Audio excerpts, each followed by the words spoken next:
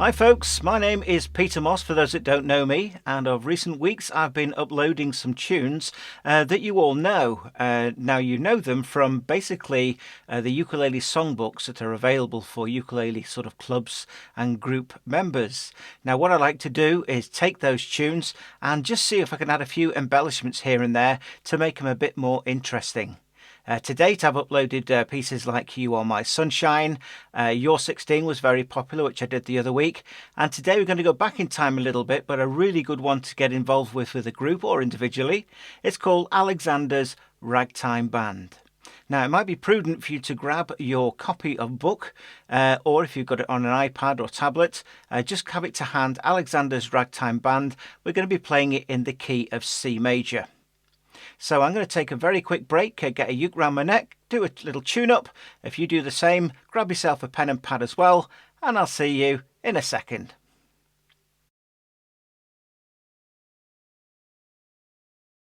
So here goes then. I'm going to play a sort of version that you're probably used to seeing written in the songbooks. They tend to have 3, maybe 4 chords. And I'm going to play it straight now. Now, if you look on the screen, as the chords come along, I'm going to print them on there. So you'll actually see them as I'm playing live. So wish me luck. A bit of echo coco. There we go. Are you ready? 1, 2, 3. Come on and hear. Come on and hear Alexander's Ragtime Band. Come on and hear, come on and hear. It's the best band in the land. They can play a bugle call like you never heard before. So natural that you wanna go to war. That's just the bestest band. What am? Oh my honey land. Come on along, come on along. Let me take you by the hand to the man who's the leader of the band. And if you wanna hear that Swanee River played in ragtime, come on and hear Alexander's Ragtime Band. And that's a straightforward version. Yes, that's probably the one you're used to. I think it's a great tune, whether you want to do it by yourself or in a group. So what I'm going to do now is take a very, very short break, come back, and I'm going to play it with all the embellishments. So take a break there.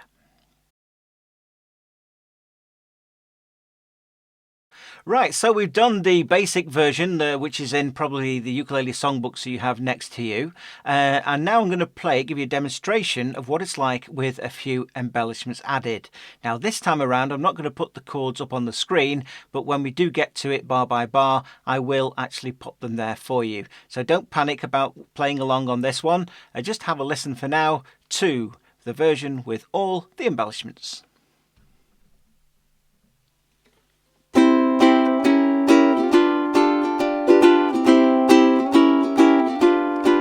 Come on and hear Alexander's Ragtime Band. Come on and hear, it's the best band in the land. They can play a bugle call like you never heard before. So natural that you wanna go to war. It's just the bestest band that I'm. Come on the honey land, come on along. Come on along, let me take you by the hand to the man who's the leader of the band. And if you wanna hear that Swanee River played in ragtime, 1, 2, 3, come on and hear Alexander's Ragtime. Alexander's Ragtime Band. So there you go. There's quite a few things which I added in there. Some passing chords, some substitute chords, and there was places where we actually stopped. And my wife is very appreciative of those moments. So anyway, we're going to take a short break and we'll come back with the very first chord substitution. Take a quick break there. Right, so the first chord that we're going to look at is what's called a passing chord, and this one is very nice. It's called a C augmented seventh. Now you start by putting a C seventh on that everybody knows, and then with your second finger go across to the fourth string, fret 1. So basically one finger is on top of the other, and we're just covering strings 1 and 4. Okay, that sounds like this if I do individual strings.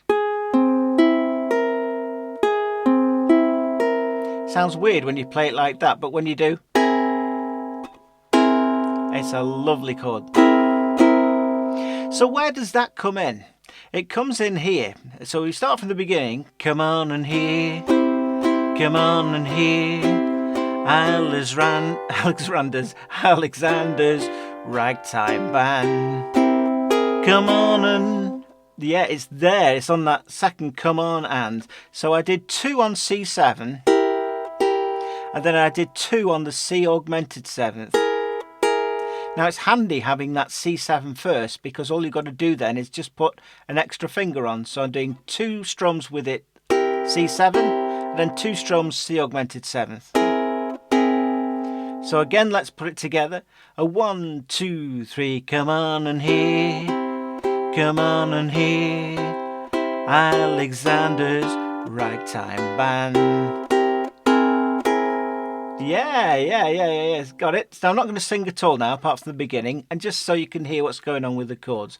1, 2, 3, come on and...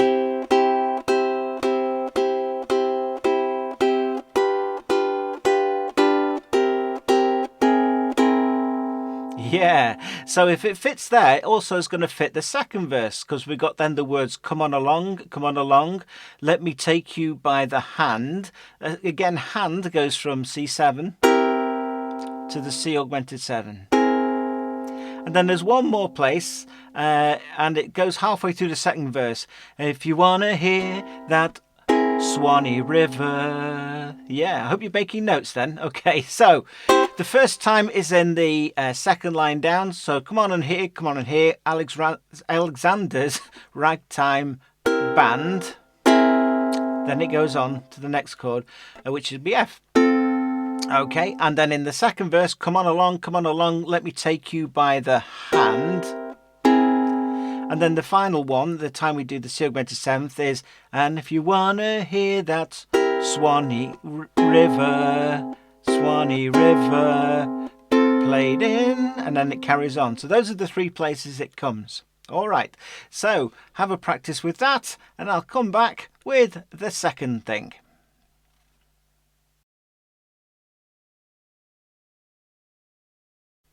Okay, here is the second thing that I've done just to add a little bit more spice. If you've listened to any of the other free workshops which I've done for YouTube and Facebook, you'll notice that I don't like to have strings that repeat themselves. For example, if I was to play a chord of F major, I've got these strings which are all different. But by the time I get to string 1, I've got a duplication of 1 and 4, and that's a bit of a waste, I think. So the way I get round it is by putting a pinky on the C, just like that. So as if you were playing a chord of C with your pinky and an F, hence F plus C. Makes sense, doesn't it? So where does that come in? Okay, I'll show you. I'll do it really slowly. So we've got come on and hear, come on and hear, Alexander's Ragtime Band. Come on and hear. So it's as soon as you finish that C augmented 7th, which we did as the first little addition. Come on and hear, come on and hear, it's the best band in the land. Now if it's there, it's going to be also in the second verse, so let's try it there. So we've got come on along, let me take you by the hand, up to the man who's the leader of the band. I think it sounds nicer. It's nice having that there. And so I think it comes in one more time. And if you wanna hear that Swanee River played in ragtime. Yeah. Okay, so we got F and C, which was the second embellishment. I'll just have a quick break and then we'll come back with embellishment number 3.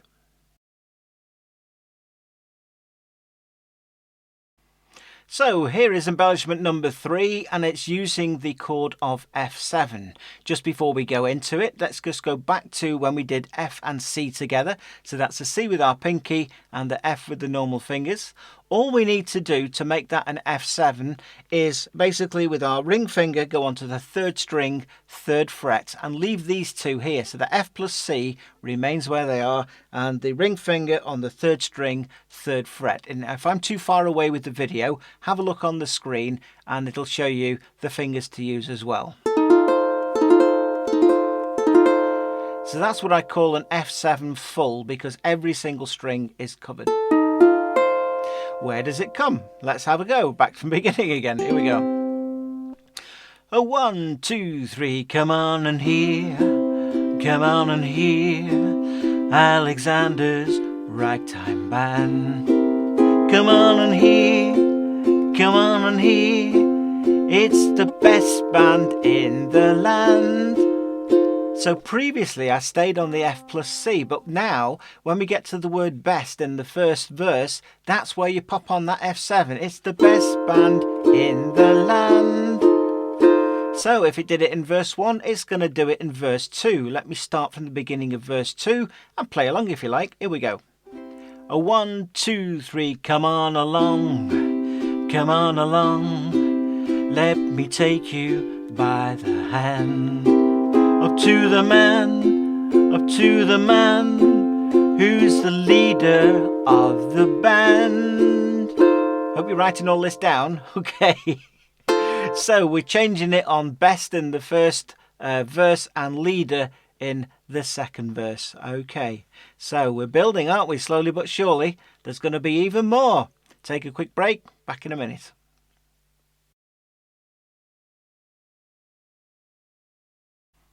Okay, to try and make arrangements a little bit more interesting, sometimes I try and follow the melody or have chords that have the melody notes within them. I was playing on the bit that goes, they can play a bugle call like you never heard before. I was playing just a straightforward C, and the melody goes so... They can play a bugle call like you never heard before. Now, what notes have I got in here? I've got that one in. But have I got bugle? No. That's the note for bugle, isn't it? Never heard a bugle like another before. Okay, so we need to find a C that's also got that open A string in. And the way I'm going to do it is what's called a C6, okay? And the shape you may have used already in different places. It's the same shape and fingering as an E minor or a B7. But if you take the B7, we're going to then slide that up one. So we're in the 3rd position. If you're not sure of the fingering, have a look on the screen now. And it sounds like this. So we've got C major going on here with these 3 strings. But with this one, that actually follows a note within the melody. So if I just play that now with that chord, we can play a bugle call like you never heard before. It sounds nice, doesn't it? They can play a bugle call like you never heard before. Great stuff. And then just return to a C. So natural that you wanna go to war. Yeah, so those 2 lines are, they can play a bugle call like you never heard before. So natural that you wanna... Can't remember the words. Anyway, you get the idea. Alright, so it may be that we're going to do something special in a minute and not even go to that C. But what's coming up next? Wait and see.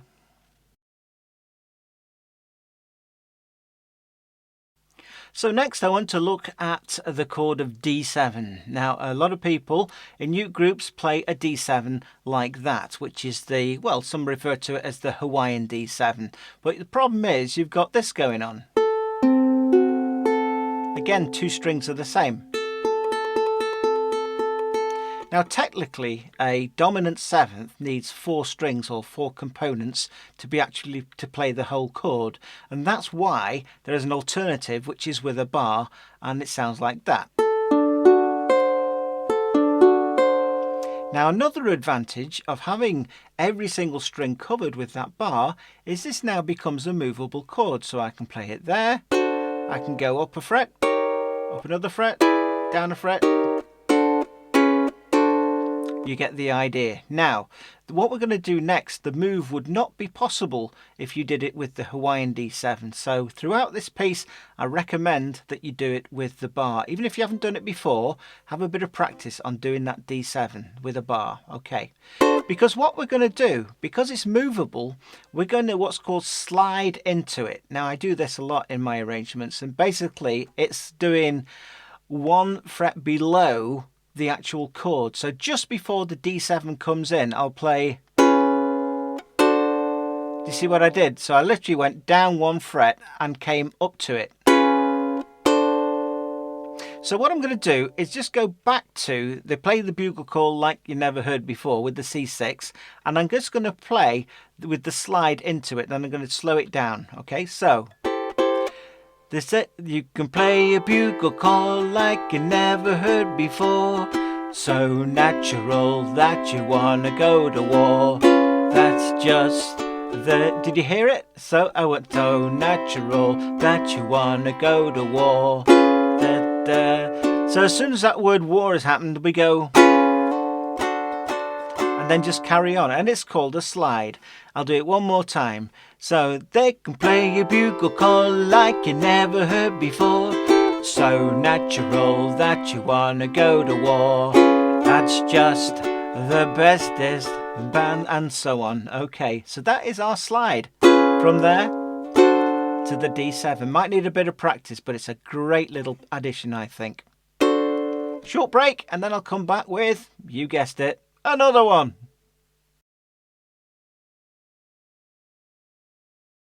So this is the bit my wife likes best. It's where I stop playing the ukulele. Yep. So stops can be very, very good when playing a piece. It can sound great just to show off a vocal, and then when it comes back in again, it's just a nice little break from just strumming all the way through. So where can we put stops in here? Well, actually in quite a few places. It just asks for it. So if I go back to that bit again, bugle call on the C6, they can play a bugle call like you never heard before, so natural that you wanna go to war. It's just do you see what I did there? So I completely stopped while I'd actually sang that line, and then I came back in with what we did previously, which was the slide from there into the D7. Fantastic. So let's do that together then. They can play bugle call with the C6. A 1, 2, 3, they can play a bugle call like you never heard before, so natural that you wanna go to war. That's just the bestest band that I'm. So where else can we put one of those stops? Where are we? Oh, got one here. Okay, we've got from the second verse. I'll just do the first 3 lines so you know where we are. Come on along. Come on along, let me take you by the hand, up to the man who's the leader of the band. Why did I stop there? Because I'm going to change the tempo completely and then come in with, and if you wanna hear that Swanee River played in ragtime, stop again. Come on and here, come on and here. Did you get the idea? So it's an actual stop rather than slowing down and speeding up gradually. It's just fun to do a little stop there. So let me do that again from verse 2. Do you want to do it with me? A 1, 2, 3, come on along, come on along, let me take you by the hand, up to the man who's the leader of the band. And if you wanna hear that Swanee River played in ragtime, a 1, 2, 3, come on and hear, come on and hear. You get the idea. It really works, yeah? You've just got to be careful that if you are playing in a group, that you've got somebody who's conducting you for the stops and the starts, because there's nothing worse than everybody doing their own thing. So apart from that, it's a real good thing to do, either as a solo or with a bit of practice in a group. So that is the stop. We're getting close to the end, folks. What else can we be doing? Maybe it could be the ending itself. So take a short break there and I'll show you what I did on the end.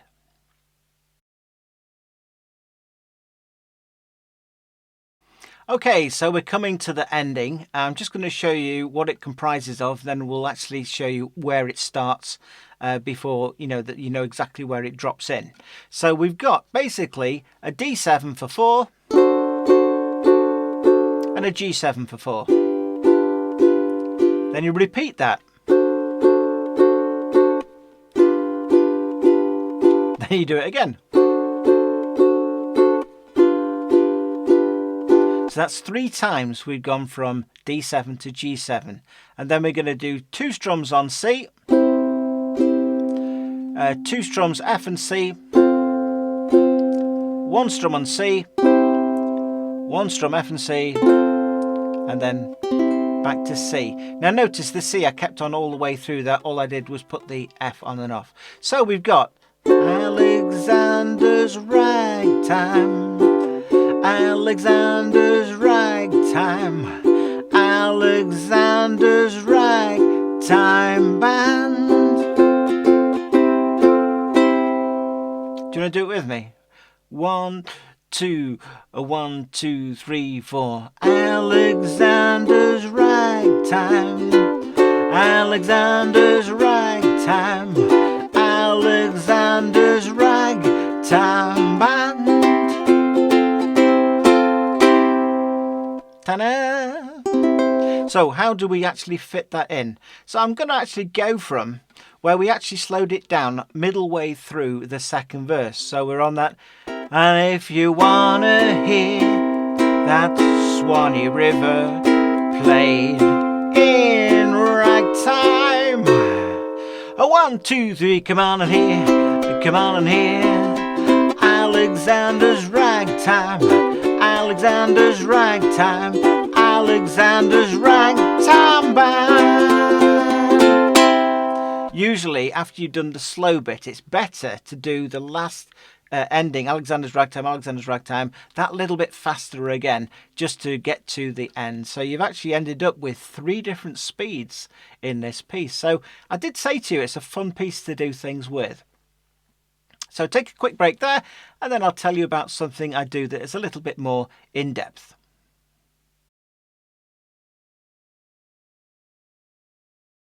Well, that was a bit of fun, wasn't it? It's surprising what you can do. Just little tweaks and embellishments, how it can change a piece.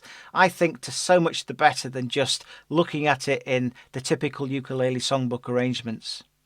Now, I was going to mention to you about something else that I offer. This is done via the Patreon website, and my site is called Ukulele Shortcuts. And basically it's sharing my knowledge of the ukulele over 50 years of playing, and I try and condense it, and all the sort of hard times I found trying to learn bits from bits of here, bits from there, bits from everywhere. I've tried to put them all into Ukulele Shortcuts. But don't think it's a completely advanced thing. It's not. It's designed for those, I would say, intermediate players who can play a dozen chords, who are looking for something a bit different. In the last 3 weeks, I've actually got another 12 people who've been watching this series of videos. So thank you very much for watching this one. I would ask a favour. With YouTube, there's a couple of things that will really help me. One is if you press the like. There's also 2 other things. One is called subscribe, and the other is the notification bell.